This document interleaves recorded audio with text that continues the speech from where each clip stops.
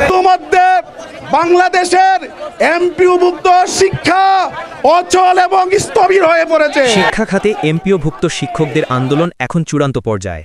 আজ বিকেলে রাজধানীর কেন্দ্রীয় শহীদ মিনার থেকে সচিবালয় অভিমুখে লং মার্চ শুরু করেছেন শত শত শিক্ষক। তারা স্পষ্টভাবে জানাচ্ছেন, পেছনে ফিরে যাওয়ার কোনো সুযোগ নেই, আমাদের দাবি মানতে হবে। অধ্যক্ষ দেলোয়ার হোসেন আজিজি বলেছেন, আমরা সরকারের কাছে ইতিমধ্যে বারবার বলেছি আলোচনার মাধ্যমে সিদ্ধান্ত জানাতে, কিন্তু আমাদের অন্ধকারে রাখা যাবে না। যতক্ষণ দাবি মানা হবে না ততক্ষণ সচিবালয় ঘেরাও চলবে। তিনি আরও প্রশ্ন তুলেছেন, যদি উপদেষ্টা সচিব ছাড়া বৈঠক করা যায় তাহলে হাজার হাজার শিক্ষককে 3 দিন রাস্তায় অপেক্ষা করতে হলো কেন?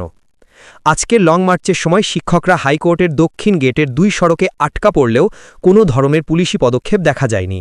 তাদের অধিকাংশের মাথায় 20% বাড়ি ভাড়া লেখা ফিতা আর স্লোগান ভুয়া ভুয়া দিয়ে শিক্ষকরা সরকারের প্রতি ক্ষোভ প্রকাশ করছেন।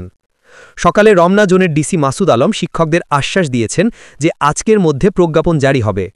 এরপর দুপুরে এনসিপির দক্ষিণাঞ্চলের মুখ্য সংগঠক আন্দোলনকারী শিক্ষককে মার্চ না করার অনুরোধও করেছেন। তবে শিক্ষকরা বলছেন তাদের দাবিগুলো একটিও অযৌক্তিক নয় এবং বারবার অবহেলা করা হচ্ছে। অদূর ভবিষ্যতে এই আন্দোলন আরও বড় রূপ নিতে পারে।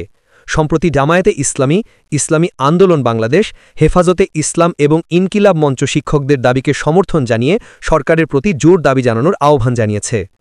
এদিকে শিক্ষা সমাজ বলছে তাদের সঙ্গে আলোচনা ও প্রজ্ঞাপন জারি ছাড়া আর কোনো আপোষ হবে না।